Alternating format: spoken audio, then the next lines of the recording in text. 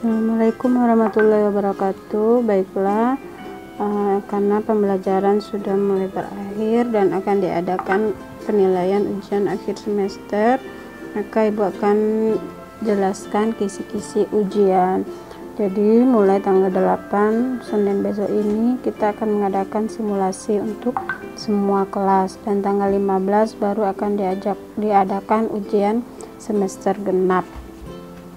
Ujian nanti akan menggunakan pada saat tanggal 15 itu Google Form, sedangkan untuk tanggal 8 simulasi Ibu akan kirim link melalui Google Class. Jadi siswa yang tidak lengkap nilainya, alamat link tidak akan Ibu kirimkan. Baik, sekarang Ibu jelaskan tentang kisi-kisi ujian simulasi maupun untuk ujian akhir semester genap nanti. Materi ujian yang akan Ibu ujikan adalah materi terakhir dalam pembelajaran kita di semester genap ini, yaitu pada KD 11 yang membahas tentang wawasan Nusantara.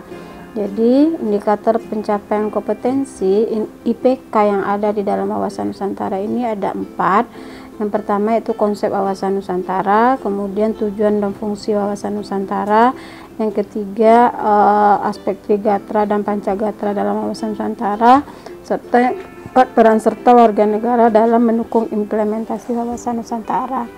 Nah, keempat IPK ini akan Ibu ujikan dengan beberapa pertanyaan, mulai dari IPK pertama konsep wawasan Nusantara. Nah, jadi di dalam konsep wawasan Nusantara ini Ibu akan menanyakan yang pertama jelas itu masalah pengertian wawasan Nusantara. Jadi nanti juga akan Ibu bagikan materi yang sudah Ibu rangkum tentang KD 11 ini. Kamu silakan baca, pahami tentang materi yang Ibu bagikan. Nah, dalam konsep wawasan Nusantara ini Ibu juga akan menanyakan tentang wadah, isi, dan tata laku yang ada dalam wawasan Nusantara. Karena dalam wawasan Nusantara itu meliputi wadah. Wadah di sini maksudnya adalah tempat bagaimana menuangkan aturan-aturan yang ada dalam suatu negara. Jadi wadah ini identik dengan nama lembaga-lembaga. Kemudian isi ini adalah peraturan-peraturan yang digunakan dalam menjalankan konsep wawasan Nusantara. Nah, kemudian ada tata laku, itu berkaitan dengan aturan-aturan atau tata laku setiap alat-alat kelengkapan negara. Kemudian Ibu juga akan menanyakan tentang landasan wawasan Nusantara. Landasan wawasan Nusantara itu bisa ada landasan konsepsional dan wawasan ideal. Nah, landasan ideal ini adalah Pancasila, sedangkan landasan konsepsional itu adalah undang-undang. Kemudian juga Ibu bisa menanyakan tentang latar belakang wawasan Nusantara. Wawasan Nusantara ini dilatar belakangi terutama itu adalah karena sejarah perjuangan bangsa.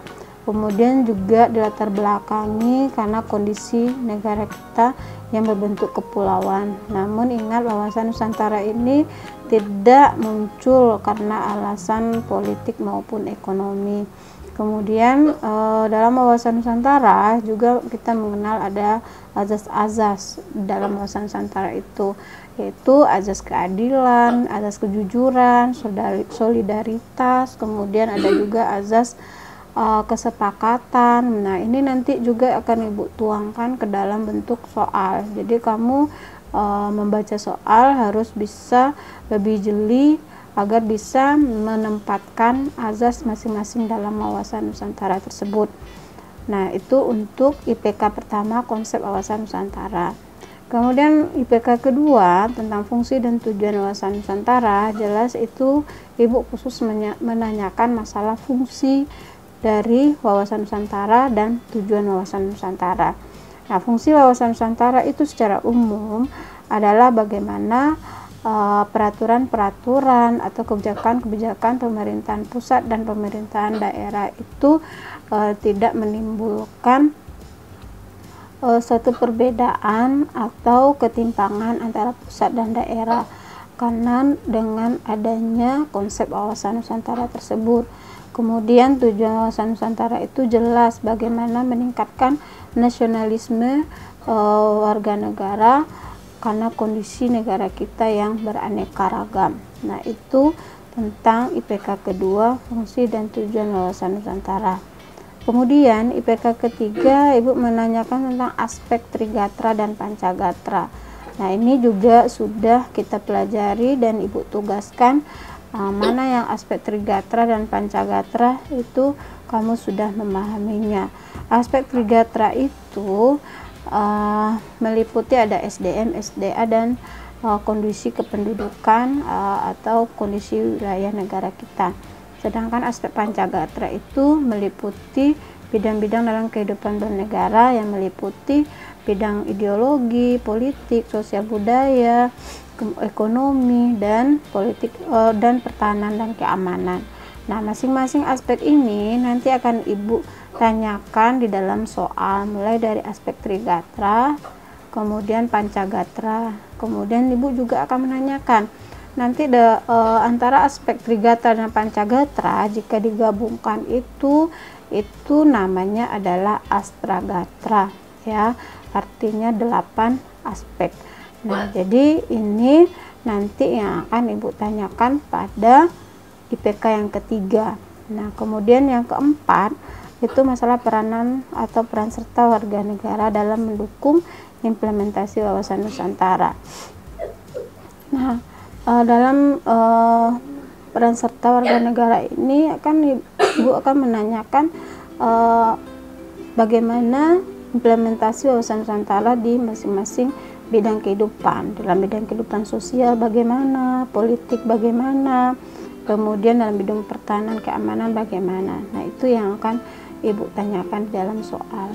Dan juga Ibu nanti, karena kita membahas tentang wawasan Nusantara, Ibu akan menguji wawasan umummu tentang Indonesia. Mulai nanti Ibu tanyakan, tahu nggak kamu kita provinsinya berapa, kemudian tahu nggak kamu masing-masing daerah itu punya tarian, masakan daerah, ataupun tempat-tempat wisata. Nah, nanti itu akan Ibu tanyakan di dalam soal-soal ujiannya. Kemudian mengenai gubernur juga akan Ibu tanyakan, gubernur provinsi daerah mana, nanti akan Ibu tanyakan juga dalam soal.